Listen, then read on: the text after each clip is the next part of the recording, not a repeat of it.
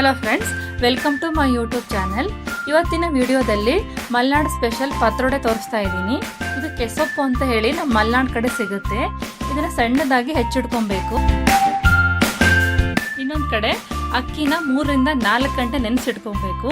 ನೆನೆಸಿಟ್ಟಿರೋ ಅಕ್ಕಿಗೆ ಹುಣಸೆ ಹಣ್ಣು, ಉಪ್ಪು ಹಾಕಿ ಸಣ್ಣದಾಗಿ ಮಿಕ್ಸಿ ಮಾಡ್ಕೊಬೇಕು. ಇವಾಗ ಇದಕ್ಕೆ ಹೆಚ್ಚಿಟ್ಟಿರೋ ಸೊಪ್ಪನ್ನು ಹಾಕಿ ಚೆನ್ನಾಗಿ ಕಲಸಿಟ್ಕೊಬೇಕು. ಇನ್ನೊಂದು ಕಡೆ ಬಾಳೆ ಎಲೆನ ಬಾಡಿಸ್ಕೊಬೇಕು. ಇವಾಗ ನೋಡಿ, ಬಾಡಿಸಿಟ್ಟಿರೋ ಬಾಳೆ ಎಲೆ ಮೇಲೆ ಆ ಮಿಶ್ರಣನ ಹಾಕಿ ತೆಳ್ಳಗೆ ತಟ್ಕೊಬೇಕು. ಇವಾಗ ಇದನ್ನ ಹವೆನಲ್ಲಿ 1 ರಿಂದ 2 ಗಂಟೆ ಕಾಲ ಚೆನ್ನಾಗಿ ಬೇಯಿಸ್ಕೊಬೇಕು. ಇವಾಗ ನೋಡಿ ಬೆಂದಿದೆ. ಇದನ್ನ ಚೆನ್ನಾಗಿ ಸಣ್ಣದಾಗಿ ಪೀಸ್ಗಳನ್ನು ಮಾಡಿಟ್ಕೊಬೇಕು.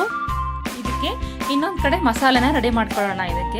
ಇದಕ್ಕೆ ಹೋಲ್ ಮಸಾಲೆ ಎಲ್ಲ ಕೊತ್ತಂಬರಿ, ಜೀರಿಗೆ, ಕಡಲೆಬೇಳೆ, ಉದ್ದಿನಬೇಳೆ, ಚಕ್ಕೆ, ಲವಂಗ, ಈರುಳ್ಳಿ, ಟೊಮೆಟೊ, ಬೆಳ್ಳುಳ್ಳಿ, ಕೊತ್ತಂಬರಿ, ಕರಿಬೇವು ಎಲ್ಲ ಎಣ್ಣೆಯಲ್ಲಿ ಫ್ರೈ ಮಾಡಿಕೊಂಡು ಇದನ್ನು ಮಿಕ್ಸಿ ಮಾಡ್ಕೊಬೇಕು.